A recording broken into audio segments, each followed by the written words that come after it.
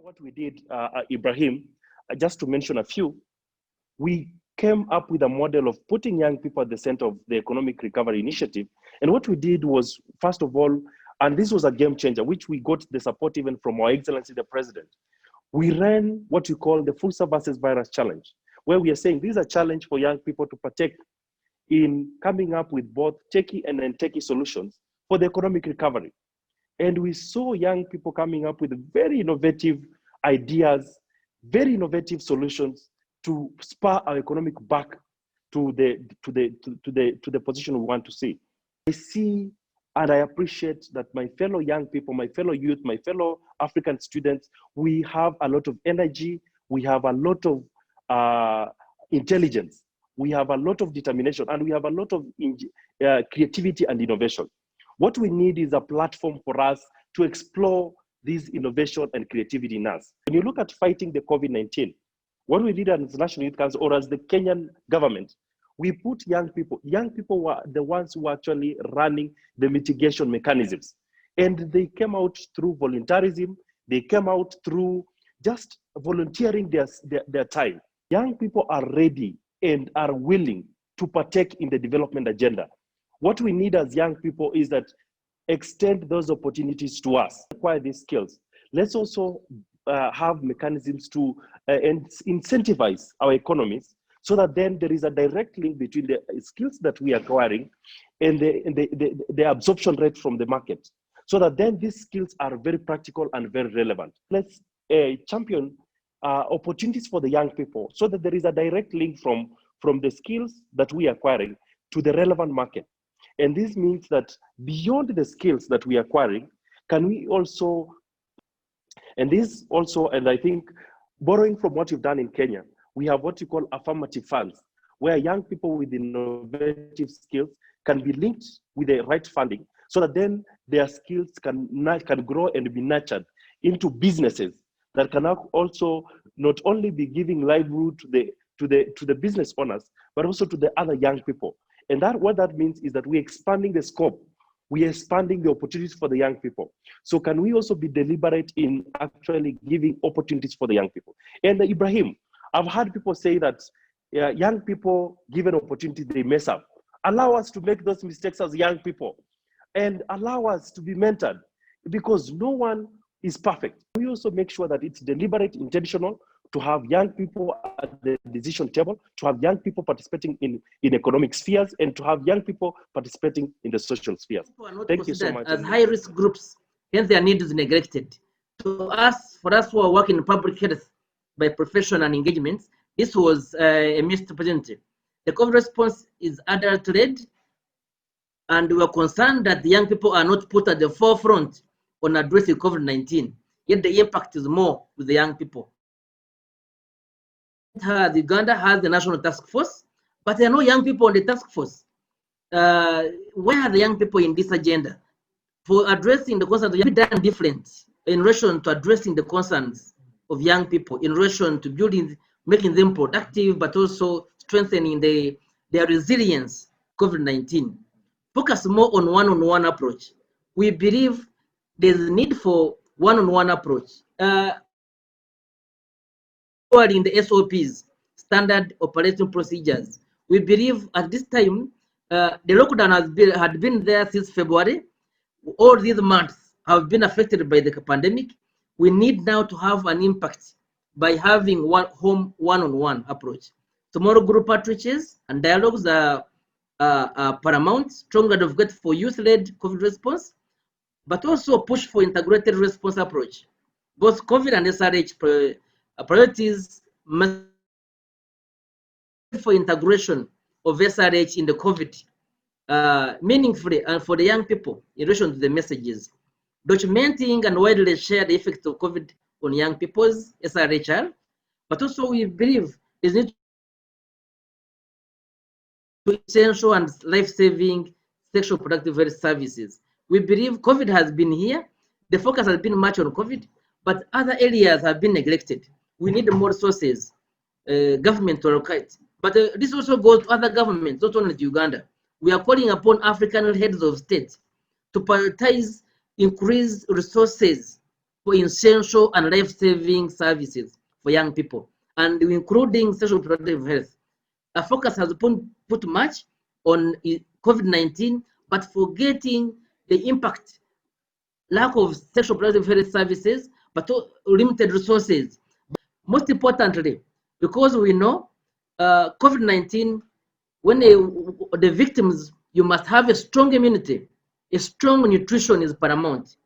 We need to look at how to empower these young people through economic empowerment to create jobs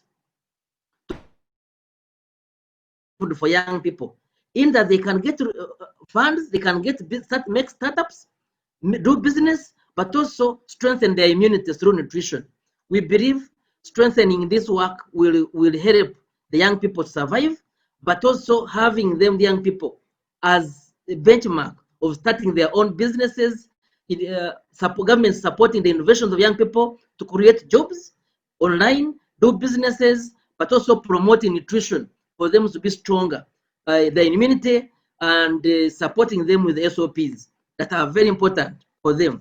I'll just share the features here in Zimbabwe, and we are pushing for the implementation and localization of the Agenda 2063, which hopes and are envisioned to see an integrated, prosperous, and peaceful Africa, a continent which is robust, which is there to stand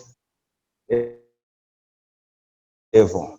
So firstly, in Zimbabwe, as Zimbabwe Youth Champions for Agenda 2063, we've been raising awareness and doing advocacy to make sure all young people in the country and across Africa get to know what is Agenda 2063, what we are talking about, what we intend to do as young people, because as young people, we're the drivers of this agenda. It is a youth agenda, and we are talking of 43 years from now, and as youth, we expect 43 years from now, which is 2063, we will be there to be accountable for what we would have done to make sure that this agenda is achieved. Should be done by the continent, or by even our heads of states and governments, our presidents, our leaders, is to tap energy from the young people, because we find within the young people there's a lot of innovation, technology, a lot of ideas which can take or transform our continent, and as well as our countries, to a better level. So 10 years, like if you go back 10 years from 2010 up to date, we've come up with many policies which talk about youth participation and inclusion, but these policies have not been working, and still today we talk of greater inclusion of young people in public service, because there is a gap between those in leadership and the young people, and young people are the majority, because as we are foreseeing 2063, we are talking of a scenario where we'll be having our population 3 billion Africans by 2063, and the young people are the greater population by then, and over 75% of our population in Africa are below the age of 35.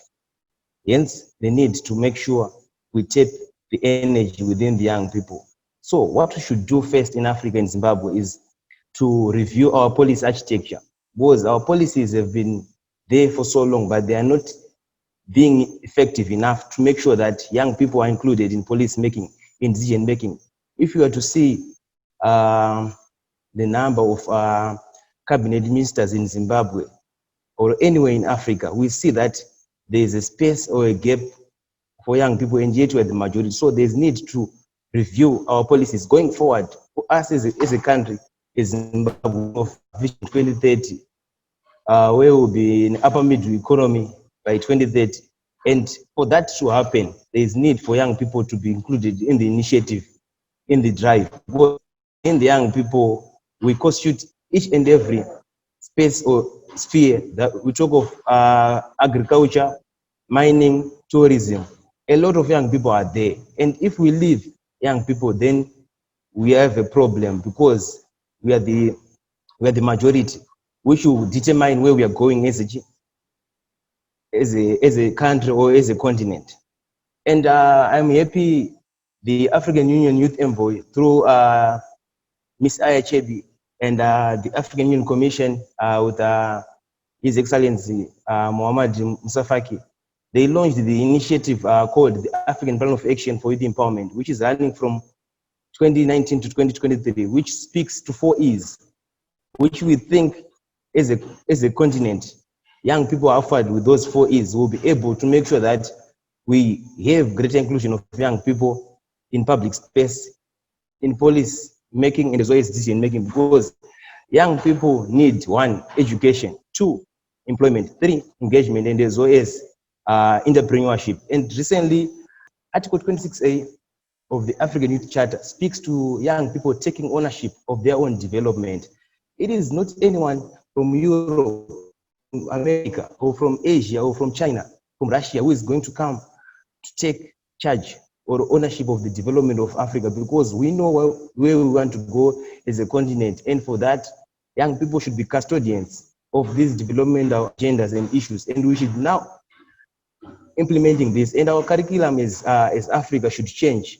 Our education system, as we speak to SDG number 4, quality education, young people need to have the education which produces goods and services. We are now in the 4th industrial revolution. We are talking of the artificial intelligence, the Internet of Things, the robotics. And as a continent, we know we've been behind for so the 1st industrial revolution. And for that reason, we should benefit from this 4th industrial revolution. And whatever we are doing as a continent, as a country, as a people, let's move forward. Let's embrace technology. Let's embrace the industrialization which is taking place, because that is the new way of doing things. And that will see us going forward to Agenda 20.